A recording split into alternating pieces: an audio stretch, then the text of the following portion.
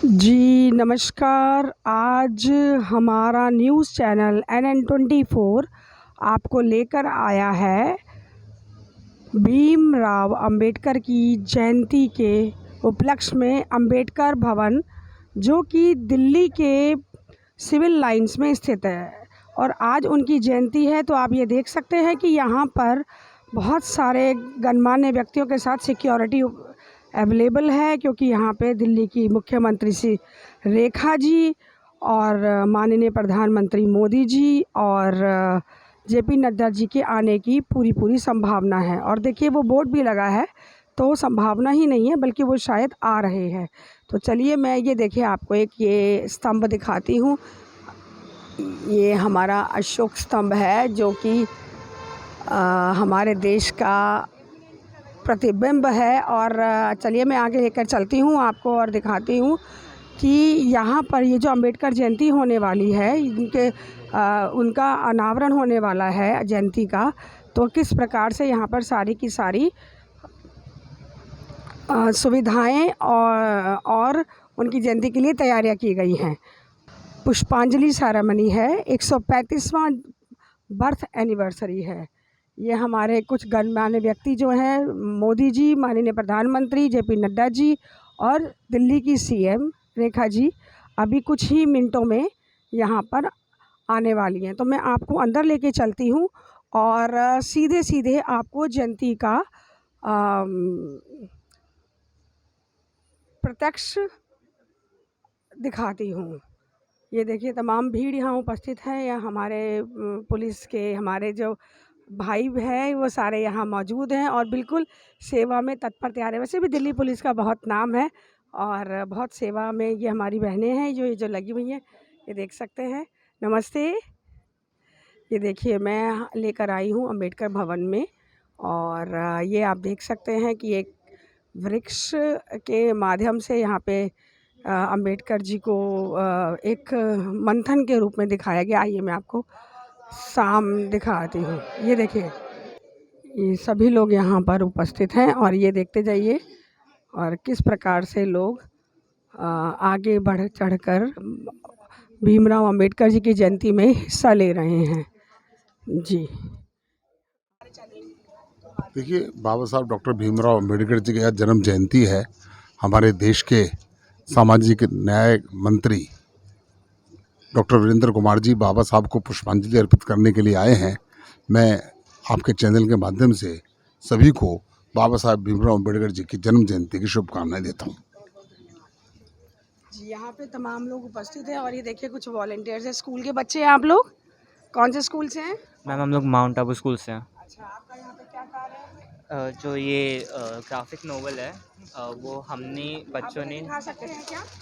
Yes ma'am, ये graphic novel है बाबा अंबेडकर जी की जीवनी पे, जो कि हम माउंट आबू स्कूल के बच्चों ने, हमारे टीचर्स और हमारी विजनरी प्रिंसिपल मिस ज्योति अरोड़ा, डॉक्टर ज्योति अरोड़ा के गाइडेंस के अंदर बनाई है। और इसके अंदर बाबा अंबेडकर की पूरी जीवनी है, सरल शब्दों में हिंदी में इलस्ट्रेशंस के साथ, ताकि जो नई जनरेशन्स हैं उनको उनकी लाइफ और उनके जो काम है उनके बारे में पता चलता रहे।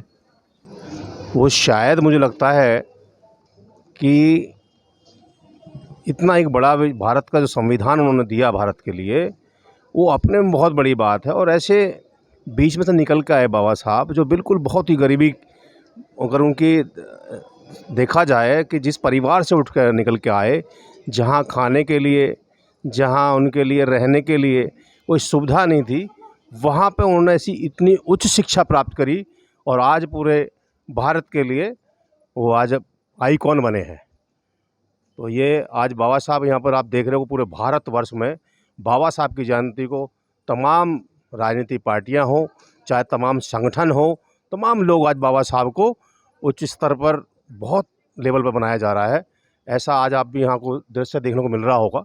बहुत सारे लोग यहाँ पर आज बाबा साहब के जो प्रदर्शनी लगी हुई है, उसमें आप देखेंगे उनके लेके बचपन से लेके, और जहाँ उन्होंने बैरिस्टर से कानून मंत्री की तमाम पढ़ाई करके बाबा साहब ने ये अधिकार देने का काम किया है। मैं इतना कहना चाहूँगा कि ऐसे बाबा साहब को तो हमें दिन प्रतिदिन याद करना चाहिए, उनको प्रेरणा लेकर उनके साथ आगे बढ़ना चाहिए। धन्यवाद। तो मैं आपको आगे लेकर चलती हूँ। ये देखिए बहुत ही खूबसूरत यहाँ पर अंबेडकर भवन को बहुत पहले से बनाया हुआ है। हालांकि हमारे चैनल के माध्यम से हमने पहले भी बहुत बार अंबेडकर भवन के ऊपर, अंबेडकर जी के ऊपर एक पूरी डॉक्यूमेंट्री बनाई थी। और ये देखिए तमाम लोग यहाँ उपस्थित हो रहे हैं और गणमान्य व्यक्तियों का लगातार आना जो है वो प्रारंभ हो गया है। ये हमारी सारी सिक्योरिटी के भाई बहन हैं। कुछ ये देखिए मैं आपको आगे लेके चलती हूँ और कुछ चीज़ें और भी आपको दिखाना चाहूँगी। संविधान को जानने के लिए कोई एक व्यक्ति हैं जो कि उनकी वर्चुअल प्रतिमा से बात कर रहे हैं और वो उसका जवाब देंगे। यात्रा के दौरान कई डिग्रियां हासिल की। मैंने बॉम्बे विश्वविद्यालय से राजनीति विज्ञान और अर्थशास्त्र में स्नातक की उपाधि प्राप्त की। मैंने 1915 में कोलंबिया। आप देख रहे हैं कि किस प्रकार से बाबा साहब अम्बेडकर इस व्यक्ति का संविधान से संबंधित सवालों का जवाब दे रहे हैं। ये तमाम लोग यहाँ उपस्थित हैं। ये देखिए बहुत ही खूबसूरत तरीके से बाबा साहब की इस पूरे म्यूज़ियम को, इस पूरे कार्यालय को इस बनाया गया है। चलिए मैं आपको कुछ और भी यहाँ के थोड़े से नज़ारे दिखाती हूँ। आइए थोड़ा सा मैं उस तरफ आपको लेके चलती हूँ। ये देखिए तिरंगा एक डिजिटल स्क्रीन पर बनाया हुआ है और ये एक जिसके अभी हम अंदर आए थे तो ये उसका मॉडल है। अंबेडकर भवन का ये एक मॉडल है और इसकी छत पर सोलर सिस्टम भी लगा हुआ है। ये देखिए और आपको बहुत ही एक दिलचस्प चीज़ दिखाने जा रही हूँ कि यहाँ से ऐसा लगता है कि बाबा साहब अम्बेडकर सामने से ही बातचीत कर रहे हैं। ये देखिए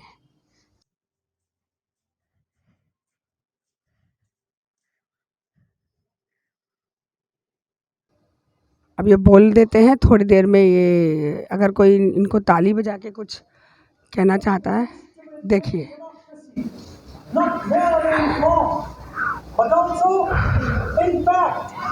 ऐसा लगता है कि जैसे वो स्वयं यहाँ पर उपस्थित हैं।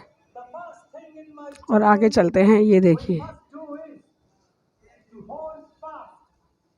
संविधान की पुस्तिका के साथ हमारे वो लोग जो कि आज के तारीख में नहीं हैं, वो सभी गणमान्य व्यक्ति जो कि जिन्होंने देश की रचना के लिए अपने सर्वश्रेष्ठ तरह से योगदान दिया, उनकी प्रतिमाएं भी बिल्कुल जागृत रूप में उपस्थित हैं।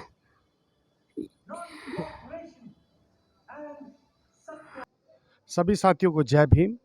जैसा कि हम बाबा साहब के बारे में जानते हैं, बाबा साहब के बारे में बहुत सारी मिसकंसेप्शन है। ज़्यादातर बाबा साहब को सिर्फ दलितों के आइकन के रूप में देखा जाता है, मगर सच्चाई ये नहीं है। अगर बाबा साहब को आप डिटेल में स्टडी करें तो आप पाएंगे बाबा साहब दलितों के ही नेता नहीं थे। बाबा साहब हर उस दबे कुचले व्यक्ति के नेता थे जो उस समय की व्यवस्था के खिलाफ था। जैसे फॉर एग्जांपल महिलाओं की बात करें तो बाबा साहब ने महिलाओं की शिक्षा और उन्हें अग्रसर करने के लिए बहुत काम किया। अगर बात करें अगर वर्तमान भारत की अर्थव्यवस्था दो चीज़ों के ऊपर टिकी हुई है, fiscal policy and monetary policy. Monetary policy के लिए reserve bank of India responsible होता है और उसकी स्थापना बाबा साहब के धारा के ऊपर ही की गई है। और साथ में बात की जाए भारत की जो जनसंख्या का 60% से ज़्यादा बड़ा हिस्सा कृषि क्षेत्र के ऊपर डिपेंडेंट है और वो कृषि क्षेत्र पूरी तरह डिपेंडेंट होता है सिंचाई से। तो जो हीराकुंड बांध है और उस तरह के और बांध है बाबा साहब की ही देन थे। तो अगर बाबा साहब की बात करें तो बाबा साहब दलितों के ही नहीं पूरे देश के नेता थे और उस दबे कुचले व्यक्तियों के नेता थे जो उस समय की व्यवस्था से परेशान थे। मजदूरों के लिए 8 घंटे का जो समय तय किया गया बाबा साहब की विचारधारा ही थी। बहुत बहुत धन्यवाद।